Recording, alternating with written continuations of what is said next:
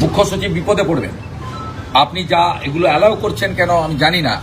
আপনার উচিত সিও বা রাজ্যের অবজারভার সুব্রত গুপ্ত এদের সঙ্গে পরামর্শ করতে পারেন। উপনির্বাচন কিভাবে হয়েছে সবাই জানে।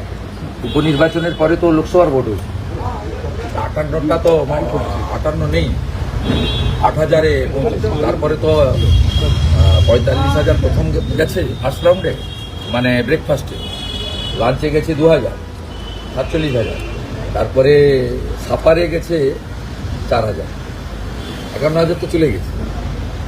তৃণমূল বলছে ভবানীপুরের আদি বিজেপিরা তারা সব ভোট দেবে তৃণমূলে, শ্রমিক সুকান্ত এদের নিজেদের লড়াই আপনার সঙ্গে, সেই জন্য মানে যারা আদি রয়েছে তারা সবাই তৃণমূলে ভোট দেবে। বিজেপি একটা এদিন থেকে যে বিজেপির সদস্যপদ গ্রহণ করে সেই বিজেপি, এটা আমার কথা নয়, আমাদের সর্বভারতীয় নেতৃত্ব।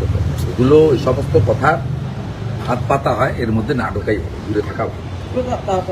তৃণমূল কংগ্রেস হতাশা থেকে এই সব কথাবার্তা বলছে। আপনি দক্ষিণ কলকাতাতে বিজেপির যারা প্রতিষ্ঠাতা নেতা তাদের মধ্যে তথাগত রায় আছেন, কাছেই বাড়ি, রাহুল সিনহা রয়েছেন। ভবানীপুরে যে 7-8জন বিশিষ্ট বিজেপি নেতার পা ছুঁয়ে প্রণাম করেছে সেদিন, তাদের মধ্যে সাগরজি আছেন, কর্নেল সব্যসাচী বাগচি আছেন, ভীম সিং বার্মা আছেন, ওম প্রকাশ মিশ্র আছেন, পারমিতা বোনরা আছেন। ওদের কাছে চলে যাবেন, ওদের উত্তর ওরা দিয়ে দিবে, ধামাটা ওরা ঘষে দেবে। কথা খুব ভালো বলেন পোর্টালগুলোতে, মিডিয়াতে কথা বলতে ওরা চলে যাবে।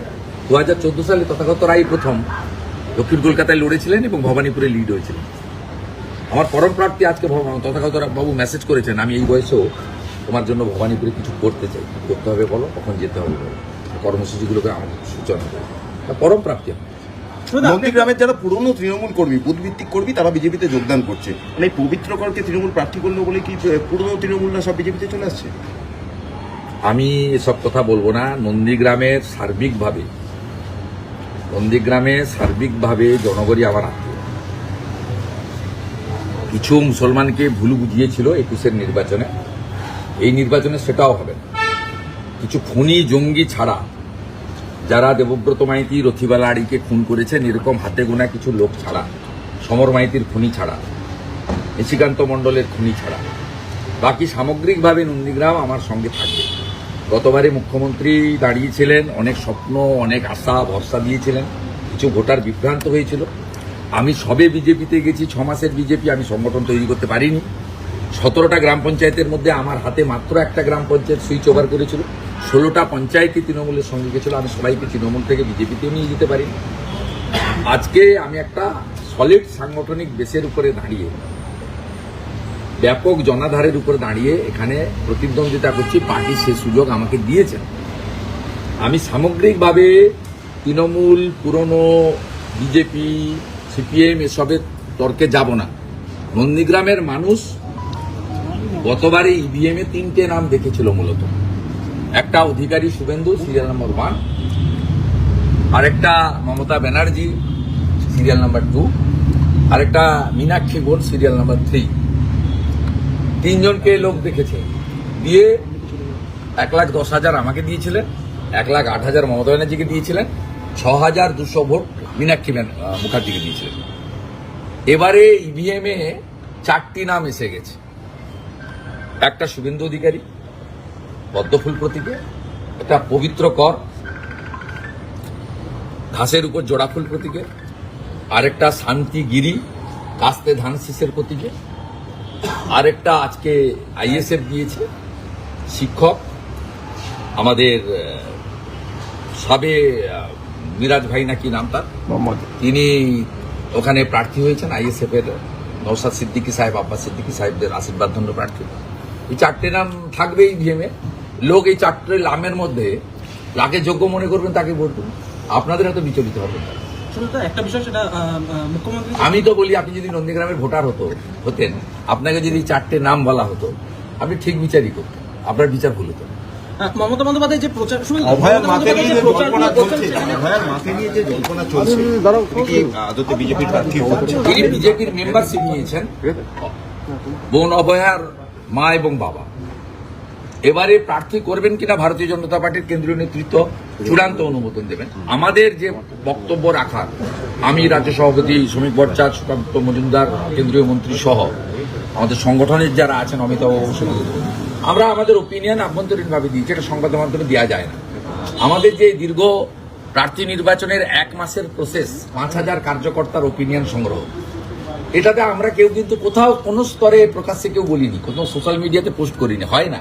বিজেপি কমপ্লিটলি ডিসিপ্লিন অর্গানাইজেশন, এবং এখানে প্রার্থী চূড়ান্ত করেন রাষ্ট্রীয় অধ্যক্ষ নবীনজির পৌরোহিত্যে, প্রধানমন্ত্রী নরেন্দ্র মোদীজির উপস্থিতিতে কেন্দ্রীয় নির্বাচন কমিটি।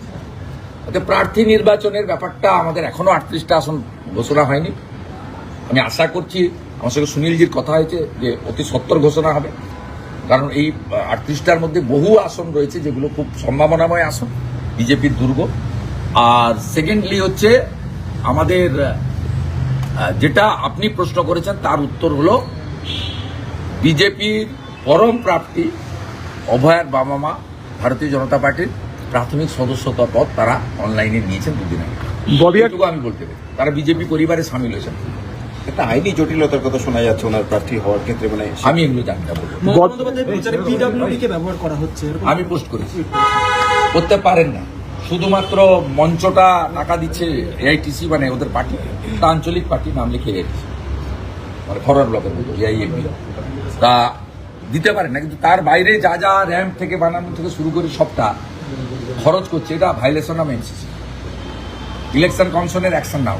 আজকে ফের মুখ্য সচিব বিপদে পড়বেন। আপনি যা এগুলো অ্যালাউ করছেন কেন আমি জানি না।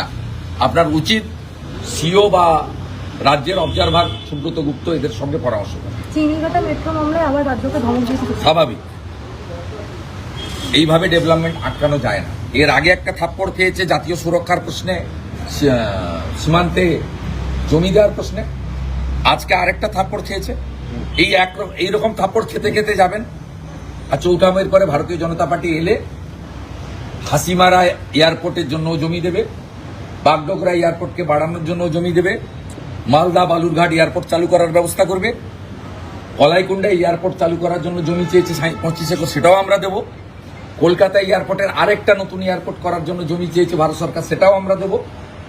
61টা হিলি বালুরঘাট থেকে, পাঁশকুড়া থেকে ইড়পালা হয়ে ঘাটাল পর্যন্ত, আমাদের নন্দকুমার থেকে ময়না হয়ে বলাইপন্ডা পর্যন্ত, আমাদের জলঙ্গি, ডোমকল, রানীনগরের রেলপথ থেকে শুরু করে 61টা রেলপথের যে জমি আটকে রেখেছে এই তৃণমূল কংগ্রেস সরকার, আমরা 60 দিনের মধ্যে সরকার হওয়ার জমি রেলকে দেব, বন্দরকে দেব, জাতীয় সড়ককে দেব, এবং ডিপসি পোর্টের জন্য যেখানে যেখানে বন্দর, কুলপি ডিপসি পোর্ট সহ যেখানে যেখানে বন্দর করার জন্য পেন্ডিং ফেলে রেখেছে এই নেগেটিভ সরকার, নো সরকার। শুধু জনগণকে বলবো, no vote to Mamata, vote for BJP করুন। বাকি রাজ্য কিভাবে দ্রুততার সঙ্গে এগিয়ে যাবে, উত্তরপ্রদেশ, মহারাষ্ট্রের মতো, সেটা শুধু দেখতে থাকুন।